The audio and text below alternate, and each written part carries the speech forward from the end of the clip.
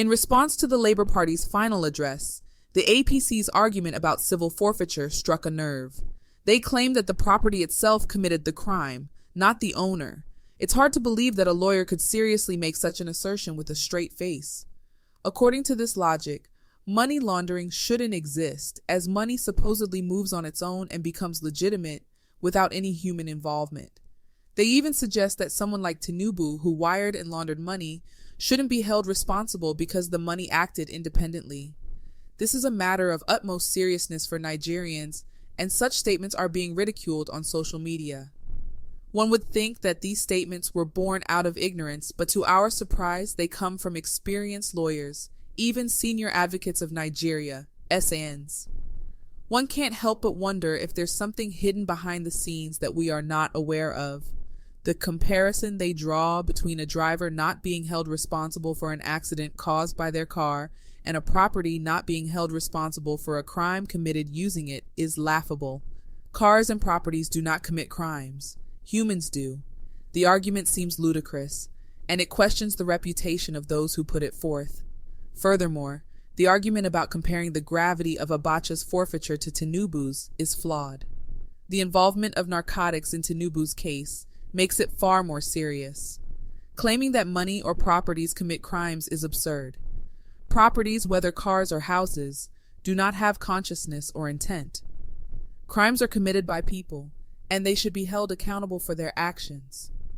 The APC also attempts to create barriers by demanding proof of foreign court proceedings, suggesting that Nigerian courts are the only ones referenced in the Constitution. This stance is perplexing, as a court should be recognized as such regardless of its location.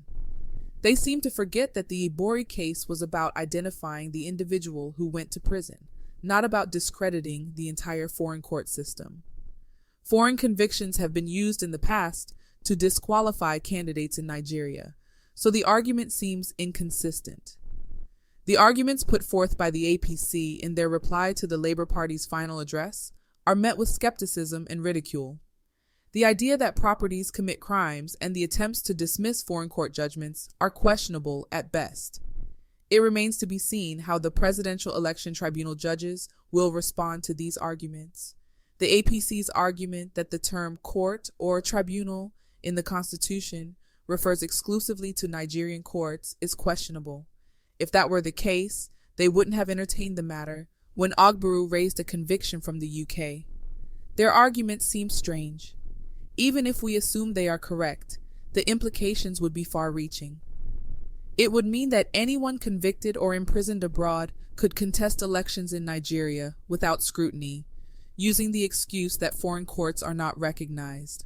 However, this argument falls apart when considering how the NDLEA arrests individuals with foreign drug-related convictions at the airport and makes them serve time again in Nigeria.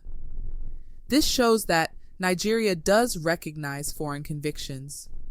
Moreover, Nigeria has signed extradition treaties with other countries based on foreign court indictments. If foreign courts were not recognized, why would we hand our citizens over to them? Regarding the admissibility of the U.S. District Court's judgment that fined Tinubu in the U.S., the APC first argued that it couldn't be accepted due to non-registration in Nigeria. Now they claim that the Foreign Judgments, Ordinance, and Enforcement Act does not recognize the U.S. This inconsistency raises doubts about their arguments. They also address the issue of Shedima's double nomination and attempt to find technicalities to dismiss the matter, claiming it is a pre-election issue beyond the scope of the Presidential Election Petition Tribunal. Furthermore, APC ask whether the Supreme Court will find anything new in this case, and they assert that it won't. However, new evidence has emerged, and the matter should be judged on its merits.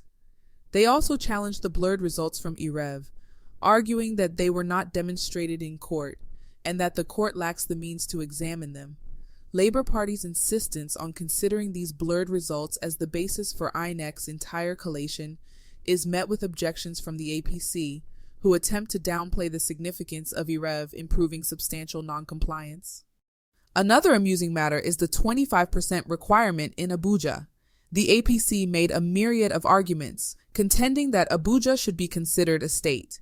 However, paradoxically, they still cited a judicial precedent, the Buhari versus INEC 2008 case, which upheld that the term "and" is conjunctive.